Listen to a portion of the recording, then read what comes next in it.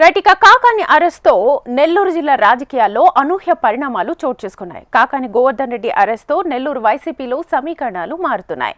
Kakani అరెస్ట్తో party cadre వెనకడుగు వేస్తుంటే పైచేయి సాధించిన టీడీపీ ప్లాన్ చేస్తోంది. కాకాని అరెస్ట్ సరికొత్త రాజకీయ పరిణామాలకు తెరలేపింది. వైసీపీ జిల్లా పార్టీ నాయకత్వం మార్పుపై అధినేత సైతం తర్జన భర్జనలు పడుతున్నారు. కాకాని స్థానాన్ని భర్తీ చేసేందుకు సరైన నేత కోసం అధిష్టానం అన్వేషిస్తోంది. వారం రోజుల్లో జిల్లాకు వైసీపీ అధినేత జగన్ రానున్నారు. కాకాని స్థానంలో తెరమీదికి ఆయన కుమార్తె పూజితారెడ్డి పేరు బలంగా వినిపిస్తోంది. తండ్రి అరెస్ట్ తర్వాత పూర్తిగా నియోజకవర్గ పగ్గాలు పట్టుకునేందుకు పూజితారెడ్డి చకచక పావులు కదుపుతున్నారు. ఇక ఎలాంటి పరిణామాలనైనా ఎదుర్కొంటానంటూ అధికార పార్టీపై పూజితారెడ్డి సవాళ్లు విసురుతున్నారు. కాకాని అరెస్ట్తో నియోజకవర్గంలో వైసీపీ బలహీనపడుతోందనే చర్చ జరుగుతోంది. ఇప్పటికే పలువురు నేతలు టీడీపీలో చేరారు. మరింత మంది నేతలు సైతం పార్టీ మారే ఛాన్స్ ఉందనే చర్చ జరుగుతోంది. దీంతో నియోజకవర్గంలో పట్టు చేజారకుండా జాగ్రత్త పడుతోంది కాకాని గోవర్ధన్ రెడ్డి వర్గం. కాకాని అరెస్ట్ అక్రమం అంటూ ప్రజల్లో సింపతిని క్రియేట్ చేసుకునే పనిలో వైసీపీ నేతలున్నారు. రైట్. ఇక ఇదే అంశానికి సంబంధించి ఫుల్ డీటెయిల్స్ మా నెల్లూరు ప్రతినిధి నరసింహన్ అడిగి తెలుసుకుందాం లైవ్ ద్వారా. నరసింహ,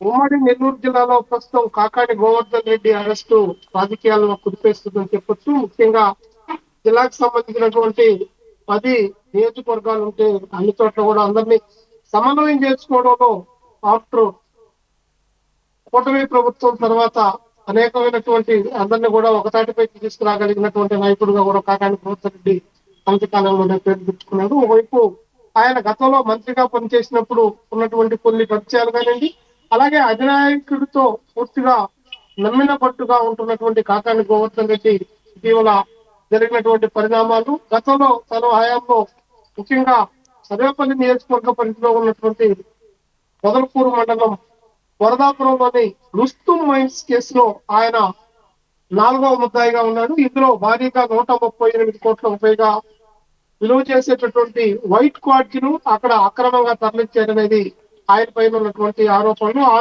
ఆరోపణలతో పాటు ఆ వారి నడుపుతున్నప్పుడు అక్కడ పేలుడు పదార్థాలు, గుండెన్ స్టిక్స్, అలాగే మరికొన్ని నల్లమందు పదార్థాలన్నీ కూడా ఉన్నాయి. వాటిని కూడా కలిగి ఉన్నారు. ఇంకోవైపు ఇదేంటి అని ప్రశ్నించడానికి వెళ్ళినటువంటి స్థానికంగా ఉన్నటువంటి గిరిజనులందరినీ కూడా ఆయన భయపెట్టాడని ఆయన పైన SC ST యాక్ట్ కూడా నమోదు చేశారు. అంటే మొదట ఇందులో దాదాపు 9 మందిని రుస్తుం మైన్స్ లో నిందితులుగా చేర్చినప్పటికీ తర్వాత కేసును ఆల్టర్ చేసిన తర్వాత కాకాని 4వ ముద్దాయిగా చేర్చి ఇందుకు మళ్ళీ కొన్ని పేలుడు పదార్థాలు, అలాగే నాన్ బెయిలబుల్ కేసుగా ఉన్నటువంటి SC ST ను కూడా చేర్చారు. దీంతో కాకాని చుట్టూ కూడా ఉచ్చుకున్నటువంటి పరిస్థితి.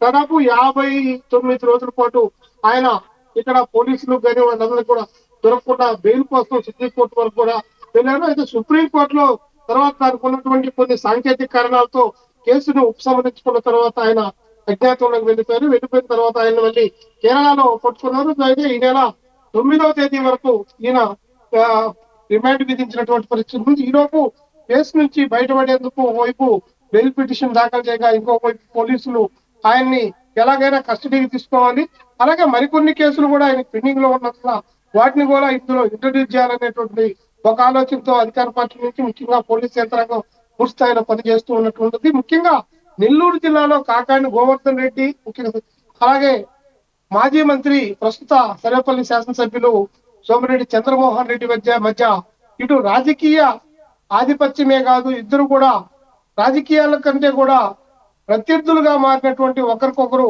పగలు ప్రతీకారాల స్థాయికి వెళ్ళినటువంటి పరిస్థితి గత 10 సంవత్సరాలుగా కొనసాగుతూ వస్తూ ఉంది. ముఖ్యంగా నెల్లూరు జిల్లాలో ఇది రాజకీయాలకు రాజధానిగా పేరుగాంచినటువంటిది. ఎక్కడ కూడా రాజకీయాలను చూస్తారు, మిగిలినటువంటి అంశాలను మాత్రం సాధారణంగా చూస్తారు. అలాంటి పరిస్థితిలో ఇక్కడ వీళ్ళిద్దరూ ప్రత్యర్థులుగా మారడం, అలాగే ఒకరిపైన ఒకరు కక్షపూరితమైనటువంటి రాజకీయాలు చేసుకుండటం వల్ల కూడా ఇది ఈరోజు కొత్త పరిణామంగా కూడా మనం చెప్పుకోవచ్చు. Right Narasimha, thank you.